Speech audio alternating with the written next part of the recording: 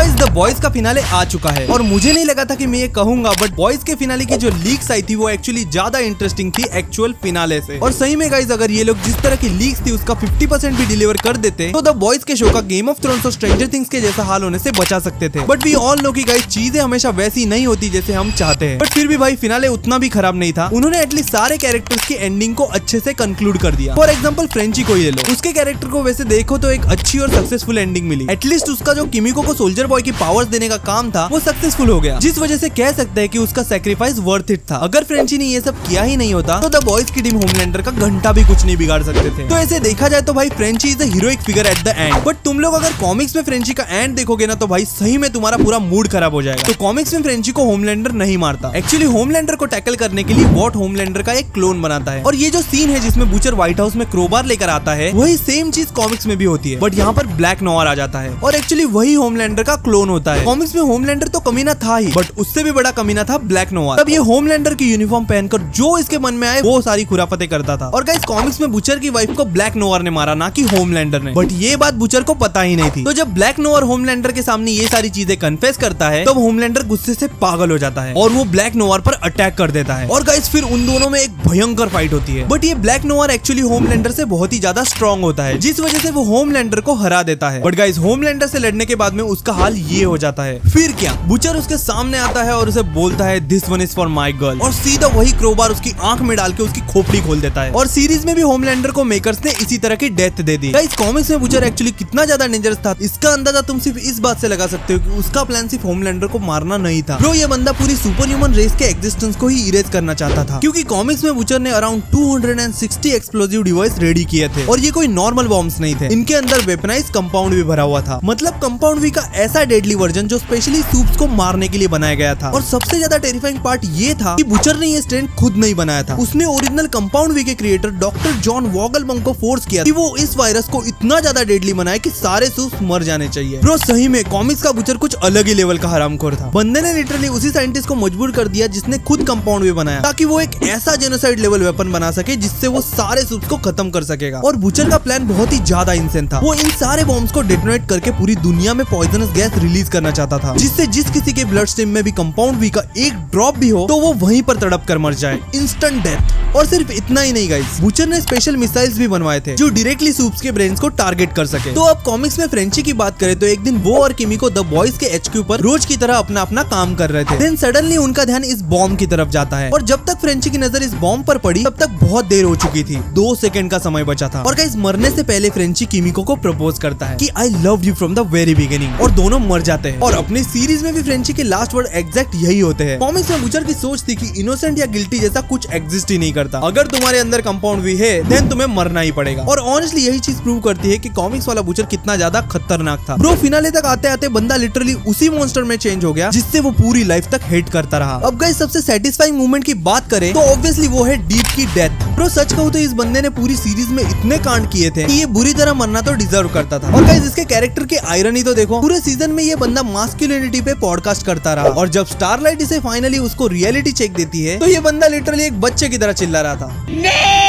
और guys leak की video में मैंने कहा था कि स्टारलाइट डीप को समुद्र में फेंक देगी और एग्जैक्टली एपिसोड में यही हुआ। स्टारलाइट ने डीप को समुद्र में फेंक दिया और फिर क्या, सारे सी क्रिएचर्स ने डीप पर हमला बोल दिया। और जब सी क्रिएचर्स डीप पर हमला कर रहे थे तब वो लोग एम्ब्रोशियस चिल्ला रहे थे। हाँ गाइस ये वो सेम ऑक्टोपस है जो डीप से कुछ ज्यादा ही प्यार करता था। डीप ने इसका टैंक फोड़ दिया जिस वजह से वो ऑक्टोपस का दम घुट के वो वहीं पर मर गया। बट मुझे ये पता नहीं चल रहा कि सी क्रिएचर्स को पता कैसे चला कि डीप ने एम्ब्रोशियस को मारा। गाइस पता हो तो आप लोग कमेंट्स में मुझे बताना। बाकी सही में बहुत ही ब्रूटली मारा डीप को, पता नहीं कहां से टेंटिकल डाला सीधा उसके मुंह से बाहर निकाला। But guys literally it was a satisfying moment. एक वक्त पे मुझे ऐसा लग रहा था कि ये फाइनल भी ना सर्वाइव कर जाए, बट सरप्राइजिंगली ये भी मर गया। अब अगर जेनवी के कैरेक्टर्स की बात करें तो ऑनेस्टली मुझे लगता है कि शो ने उनको जानबूझ के पहले ही फिनाले से हटा दिया। मैरी को इतना हाइप दिया गया था कि वो होमलैंडर के लेवल का थ्रेट बन सकती है। उसके पास में ब्लड मैनिपुलेशन जैसी क्रेजी एबिलिटी थी। बट फिनाले में उनको रोल क्या दिया गया, सिर्फ रेस्क्यू ऑपरेशन का। और गाइस मुझे पर्सनली लगता है कि ये लोग फ्यूचर स्पिन ऑफ सेट कर रहे हैं, क्योंकि जेनवी का सीजन 3 कैंसिल होने का मतलब ये नहीं कि ये कैरेक्टर्स खत्म हो गए हैं। हो सकता है ये लोग अब हमें आने वाले फ्यूचर शोज में दिखाई दे। और गाइस फिर आता है वो मोमेंट जिसका फैंस को लिटरली पिछले 5 सीजन से इंतजार था, butcher versus Homelander. Bro honestly जैसे ही बूचर ने क्रोबार निकाला था वैसे ही पता चल गया था कि हमें कॉमिक एक्यूरेट एंडिंग मिलने वाली है। तो गाइस ओवल ऑफिस में बूचर की एंट्री हो जाती है और आते ही बंदा बोलता है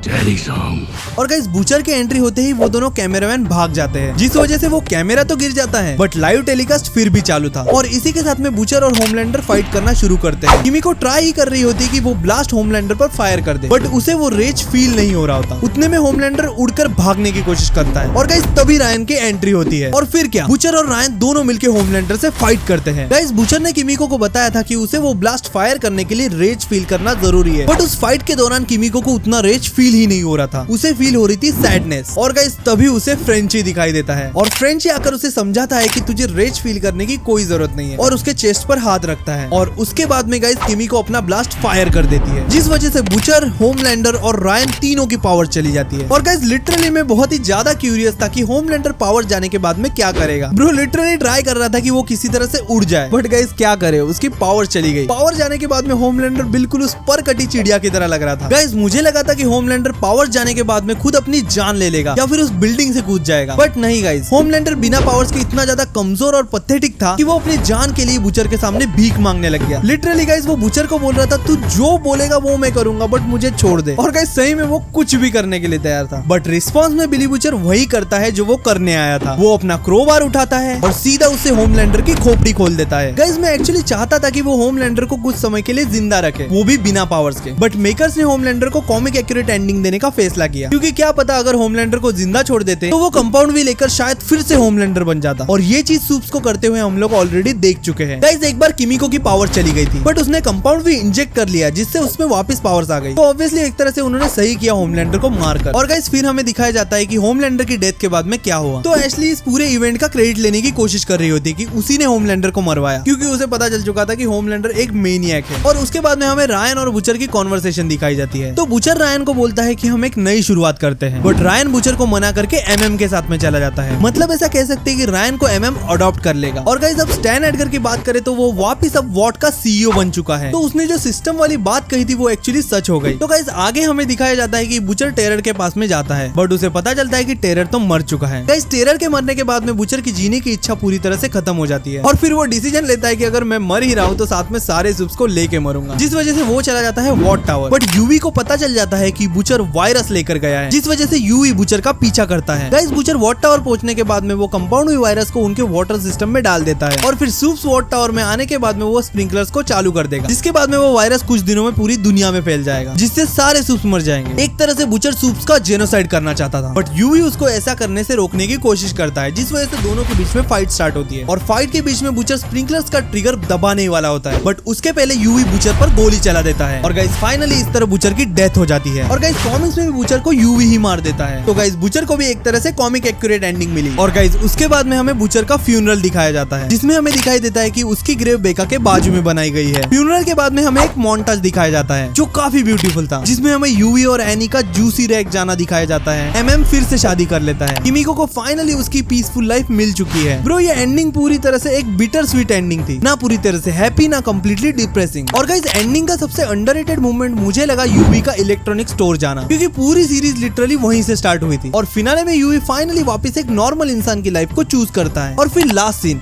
ब्रो जब यूवी ने रॉबिन का नाम लिया था तब मुझे जेन्युइनली लगा कि बंदा अभी तक मूव ऑन नहीं कर पाया, बट फिर रिवील होता है कि उसने अपनी डॉटर का नाम रॉबिन रखा है। और ऑनेस्टली यही एक परफेक्ट क्लोजर था यूवी के कैरेक्टर के लिए, क्योंकि उसने रॉबिन को भुलाया नहीं, बट उसी पेन के साथ में वो जीना सीख गया। और गाइस सबसे बड़ा क्वेश्चन, क्या बॉयज का यूनिवर्स यहीं पर खत्म हो गया? ऑनेस्टली कहे तो वॉट अभी भी एग्जिस्ट करता है, कंपाउंड वी भी अभी भी दुनिया में है। और गाइस सोल्जर बॉय को कोई कैसे भूल सकता है कि वो अभी भी फ्रिज में पड़ा हुआ है, हजारों सूप्स अभी भी दुनिया में घूम रहे हैं। तो गाइस बूचर एक चीज सही बोल के गया, सूनर और later someone will become a next Homelander। और गाइस यही स्कैरी पार्ट है। तो गाइस अगर फ्यूचर की बात करें तो मुझे पर्सनली लगता है कि next spin off global level पर फोकस करेगा। इमेजिन करो अलग अलग कंट्रीज अपने सूप्स बनाना स्टार्ट कर देंगे, ब्रो फिर तो full super human cold war start हो जाएगा। या फिर हो सकता है कि पब्लिक कंप्लीटली सुपर हीरोज से बोर हो जाए और सूप्स अनएम्प्लॉयड होकर क्रिमिनल्स बनने लगे। और गाइस क्या आप लोगों को पता है कि जिन लोगों ने बॉयज के फिनाले को 4DX थिएटर में देखा उनको वॉट सिनेमैटिक यूनिवर्स का नेक्स्ट शो मतलब वॉट राइजिंग का ट्रेलर दिखाया गया। ऑब्वियसली गाइस अब ये लोग MCU की कॉपी कर रहे हैं। तो गाइस वॉट राइजिंग में हमें देखने को मिलेगा कि वॉट एक फार्मास्यूटिकल कंपनी से सुपर हीरो कंपनी कैसे बन गई। आई थिंक गाइज ये शो भी सेम बॉयज की थीम को फॉलो करेगा। तो गाइज अगर आप लोग जानना चाहते हो कि ये वॉट राइजिंग क्या है तो कमेंट करना, मैं डिटेल में इस पर एक वीडियो बना दूंगा। और गाइज कमेंट से बताओ कि आपको द बॉयज का फिनाले कैसा लगा। क्या बुचर का एंड इसी तरह होना चाहिए था या तुम किसी और तरह की एंडिंग एक्सपेक्ट कर रहे थे। बाकी गाइज वीडियो पसंद है तो लाइक कर देना, प्लीज चैनल को सब्सक्राइब करना मत भूलना। और गाइज अगर तुम लोग चाहते हो कि मैं नेक्स्ट वीडियो में हिडन डिटेल्स और डिलीटेड कंसेप्ट को एक्सप्लेन करूं तो कमेंट कर देना, मैं उस पर भी वीडियो बना दूंगा। तो गाइज मिलते हैं अगले वीडियो में, तब तक के लिए stay tuned and be marvellous.